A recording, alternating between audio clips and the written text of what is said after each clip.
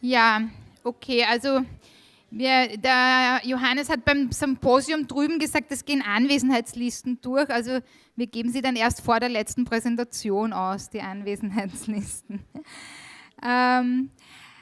Yes, and now it's again a pleasure for me to introduce the lady from Sweden. Her name is Ewa Näslund, and she's from a municipality of Sweden. And she will explain that FGC is more than a method of social work, but it's rather a matter of democracy and citizenship. It's about the ownership of problems and solutions, and the role of social work, and also what we heard, the attitude of how social workers deal with persons. Ewa Näslund, please.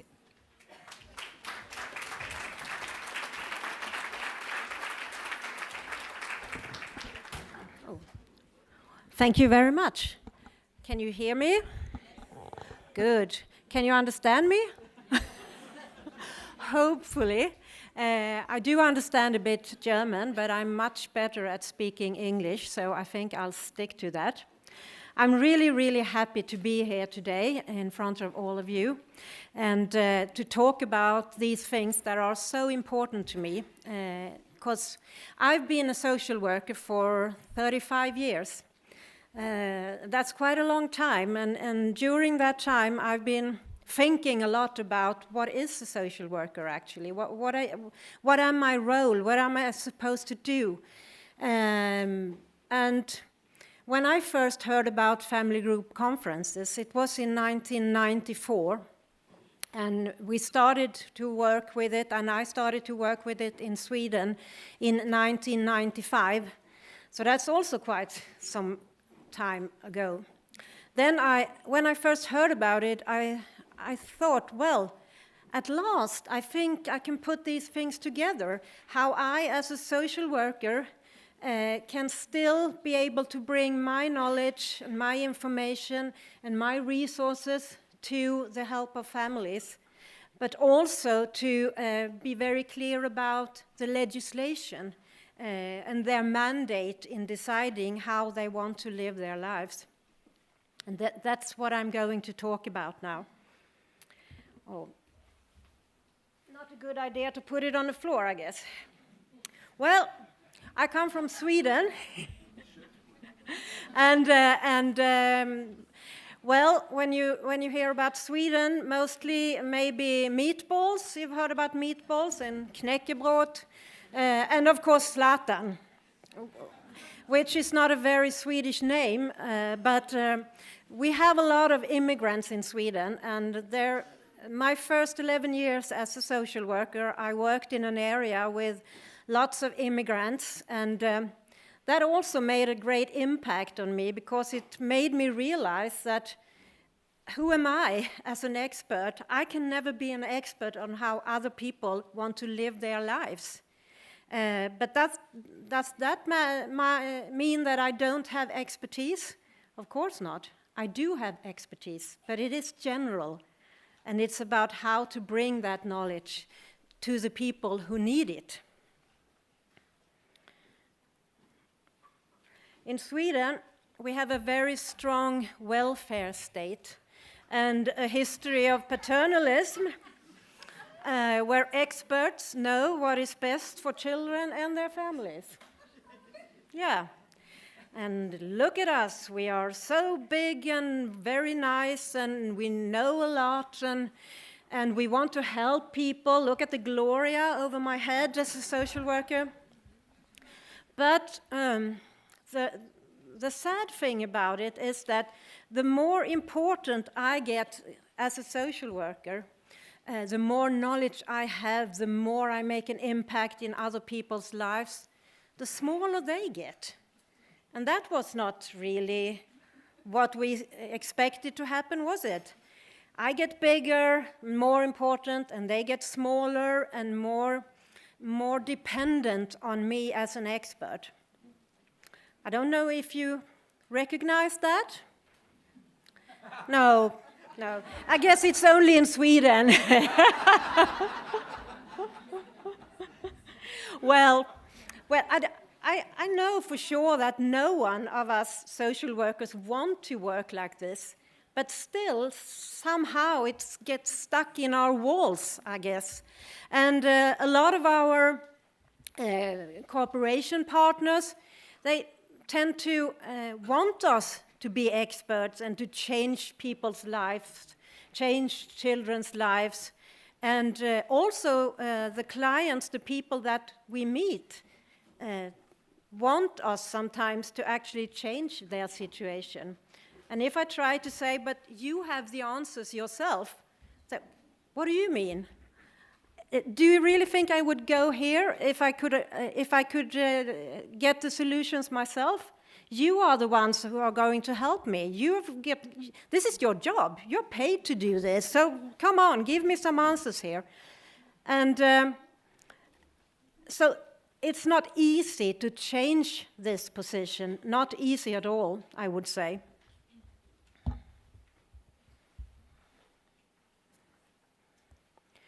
When instead we're supposed to actually work like this, in partnership between professionals and families. And actually our legislation in Sweden emphasizes partnership. It says that we should strengthen people's responsibility for their own and others, and their social situation should be focused on releasing and developing individuals and groups' own resources. And activities should be based on respect for human autonomy and integrity. So that's pretty much what is the main things in family group conferences. So it's very much in the same order as our legislation, but still we tend to be experts in people's lives. As I said, I've been thinking a lot about what it means to be a social worker, to be an expert. What am I supposed to do as a social worker, and what is my knowledge worth, and what kind of knowledge is it? I remember when we started using family group conferences in Sweden, a lot of my colleagues said, well, now we can get out of work. They don't need us anymore. This is the amateur evening. Let's go home. But that's all wrong, isn't it? That's not at all what it is. On the contrary, families, the people we meet, they really do need our knowledge. But the knowledge we have is, as I said, general. We know a lot about children's different developmental stages. We know about abuse. We know about drug abuse and about lots of different things. We also know a lot about different kinds of methods, treatment methods. But still, it's on a general level. That doesn't mean that I can tell you how you are going to solve the problems in your life and make a plan for your life. So it's about how to bring this knowledge to the table, to the family. And that's what Family Group Conference does. It brings together the professional knowledge and the private knowledge. And it also helps people make a plan, both with resources from their private knowledge and from the professionals. And for me and for us, it's been really important that in the model you separate the professional network from the private network, because people live their lives in their private networks with family, friends, neighbors, colleagues, lots of people around us where we have mutual relationships, that is, not paid relationships. And we do that every day. And sometimes we need help from professionals. And as a professional, I walk into people's life and then I walk out again, hopefully. And they're different things. And the changes that is to take place to solve a problem, to make people live the lives they want, they must go on in the private network because that's where they are living. But we can contribute with information and resources for people to make good plans. Well, let's think a bit about what knowledge and experience is needed to plan for the future of Andreas. And Andreas could be the little child, it could be the father, or it could be the older man. It doesn't really matter. You can use family group conference for everyone. But what kind of knowledge and experience is needed? Well, when you, as an investigating social worker, meet a family, meet a child at risk, it's, again, in Sweden, I must say, it's so easy in your investigation to contact other professionals because you want their view of the child. For instance, the child psychologist or the teacher and so on. But what about the grandmother who has known the family for all her life? Isn't she important as well? Her picture of the child, of the family? I don't know. What about you? Do you use information and do you bring in the wider network when you're making an investigation about a child at risk? Of course, yeah, good. I know that. Well, and the same thing it is when you talk about the support. As I said earlier, most things happen in people's private lives with their private relationships, their family, their neighbors, and that's where things is going to happen. And of course, the support from them is really important. That doesn't say that you shouldn't get support from society as well. This is not about bringing down the welfare state, not on the contrary. It's just another way of bringing knowledge and resources from both systems together. Well, I work in a small municipality in the southern part of Sweden. It's called Höör. And for us,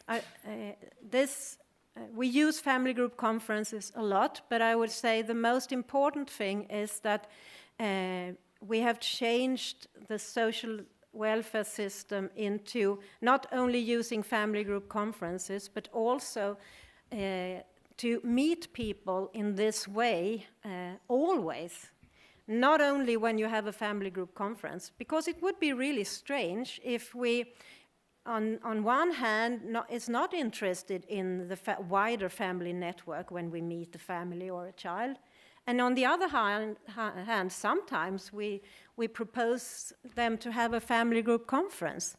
And then they would, of course, ask, well, why are they important now? They wasn't important last year when I met you.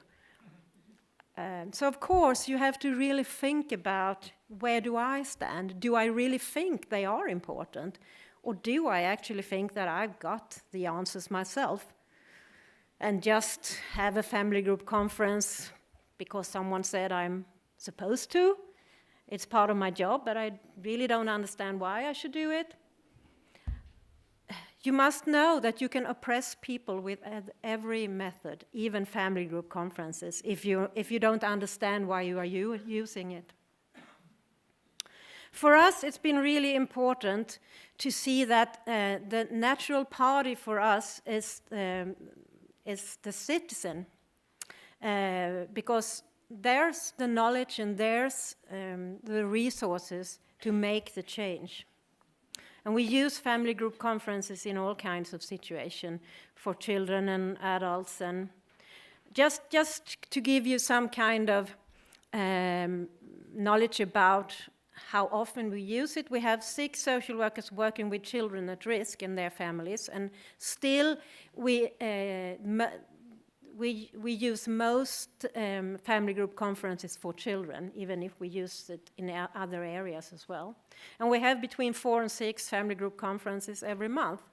And when you see those figures, you understand that all social workers use family group conferences. It's not something that we do once in a while or just someone does it. It's the mainstream. That's how we work.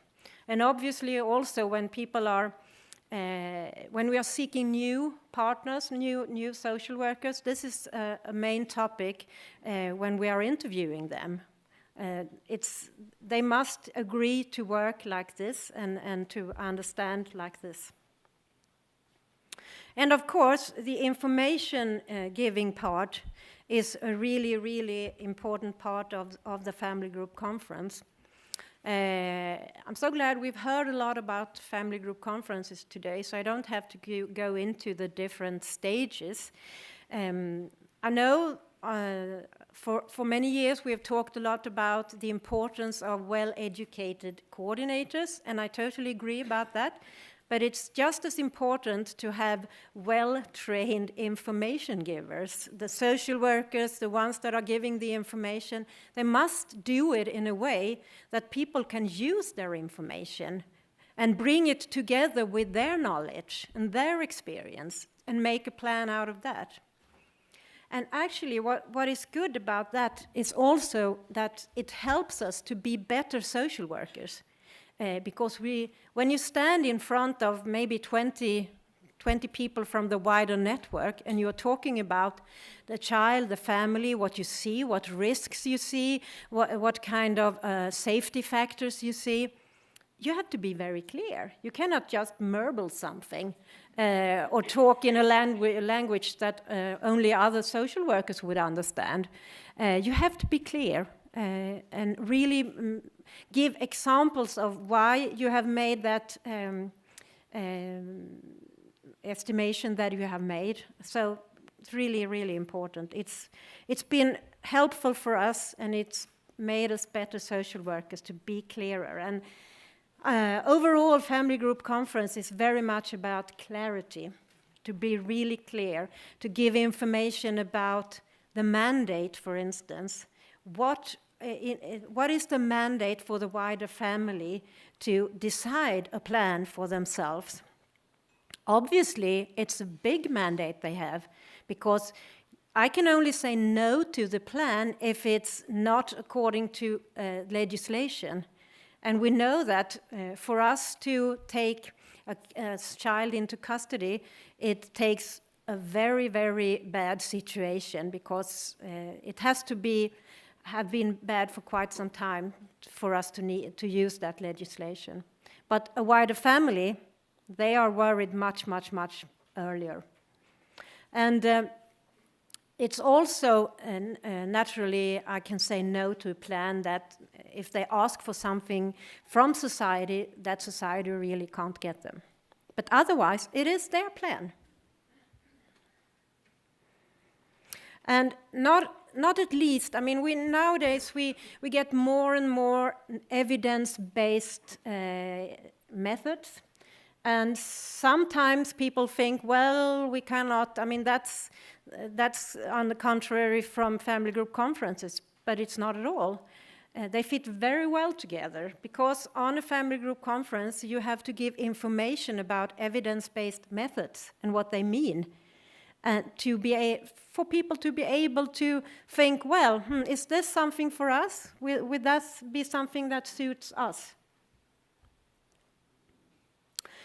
So as I said, for our social workers, it has changed our role and strengthened it and clear the role as a social worker. It's been very helpful. And also, I would say, I don't know about you, but in Sweden we have quite a huge staff turnover when it comes to social workers working in child protection.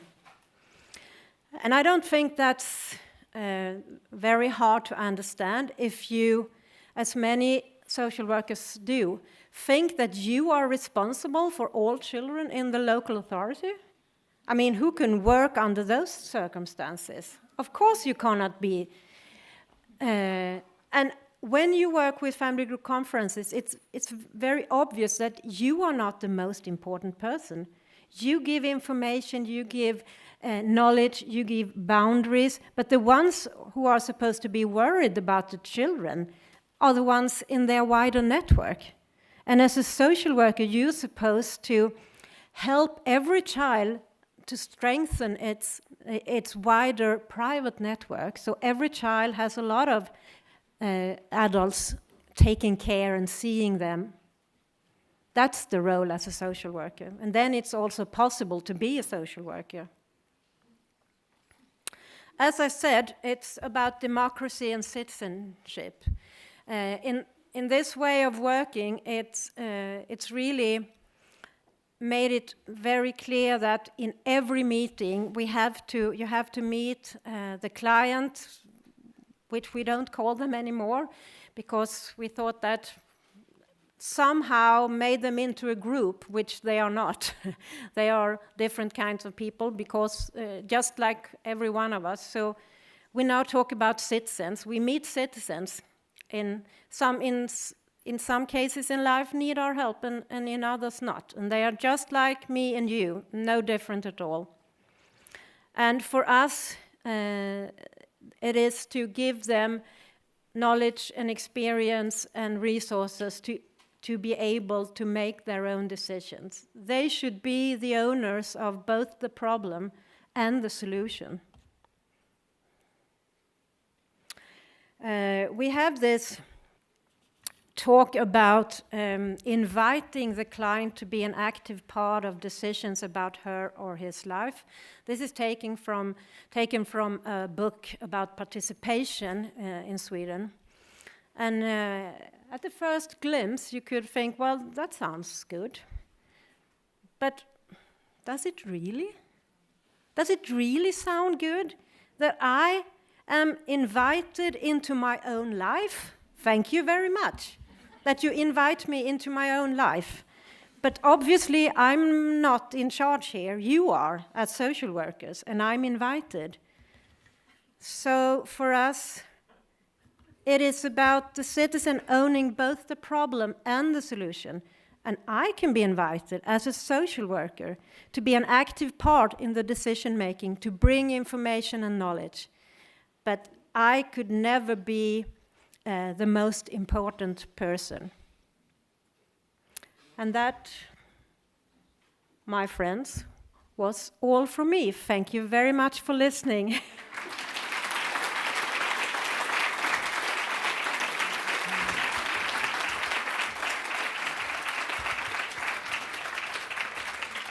Thank you very much, Ewa, for empowering us to be a social worker. Thank you.